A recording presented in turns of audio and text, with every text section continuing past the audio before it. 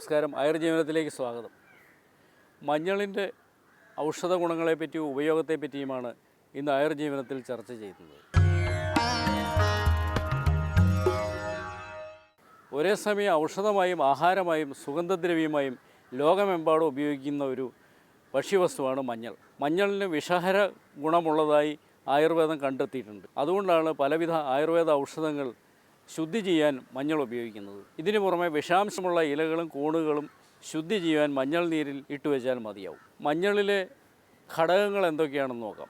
ഔഷധവീര്യമുള്ള phyto കെമിക്കലുകൾ, anti ഓക്സിഡൻറ്റുകൾ, ജീവകങ്ങൾ, ധാതു ലവണങ്ങൾ, manganese, phosphorus, ജീവകങ്ങൾ ഇവയെല്ലാം മഞ്ഞളിലുണ്ട്. മഞ്ഞളിൽ ഉപയോഗിക്കുന്ന കുർക്കുമിൻ എന്നത് മെഡിക്കൽ ഫുഡ്സ് എന്ന രംഗത്തെ ഒരു താരമാണ്. കുർക്കുമിൻ എന്ന ഘടകത്തിന് ധാരാളം ഔഷധ ഗുണങ്ങളും രോഗശമനത്തെ ശേഷിയും ശാസ്ത്രം കണ്ടെത്തിയിട്ടുണ്ട്. കുർക്കുമിൻ്റെ ചില ഗുണങ്ങൾ നമുക്ക് നോക്കാം.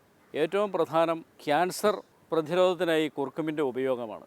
കുടൽ, മജ്ജ, പാൻക്രിയാസ്, പ്രോസ്റ്റേറ്റ് തുടങ്ങിയ അവയവങ്ങളിലുണ്ടാകുന്ന ക്യാൻസർ പ്രതിരോധിക്കാൻ കുർക്കുമിന് കഴിവുണ്ട്. അതുകൊണ്ട് തന്നെ മഞ്ഞളിൻ്റെ ഉപയോഗം ലോകമെമ്പാടും ഇപ്പോൾ വർദ്ധിച്ചു വരുന്നു.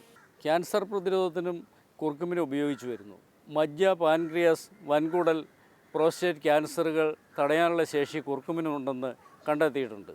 അലർജിക്കും കുർക്കുമിൻ വളരെ ഫലപ്രദമാണ്. പ്രത്യേകിച്ച് ശ്വാസകോശ അലർജി, തുമ്മൽ എന്നീ അവസ്ഥയിൽ കുർക്കുമിൻ ഫലം ചെയ്യുന്നു.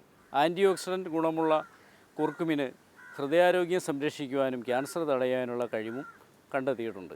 കുർക്കുമിന് ഉദരവ്രണങ്ങൾ ശമിപ്പിക്കുവാനുള്ള കഴിവുണ്ട്. മസ്തിഷ്ക സംബന്ധമായ പലവിധ വ്യാധികളിൽ കുർക്കുമിൻ ഉപയോഗിച്ചു വരുന്നു. പ്രധാനമായും മറവി രോഗം, അൾഷൈമേഴ്സ്, ഡിമെൻഷ്യ മുതലായ രോഗങ്ങൾ, അതുകൂടാതെ ബുദ്ധിപരമായ കഴിവുകൾ വികസിപ്പിക്കേണ്ട കുട്ടികളിലെ പല അവസ്ഥകൾ, ഇവയിലെല്ലാം തന്നെ മഞ്ഞളിൻ്റെ പ്രയോഗം ആയുർവേദത്തിൽ പഴയകാലം മുതൽ ഉണ്ട്.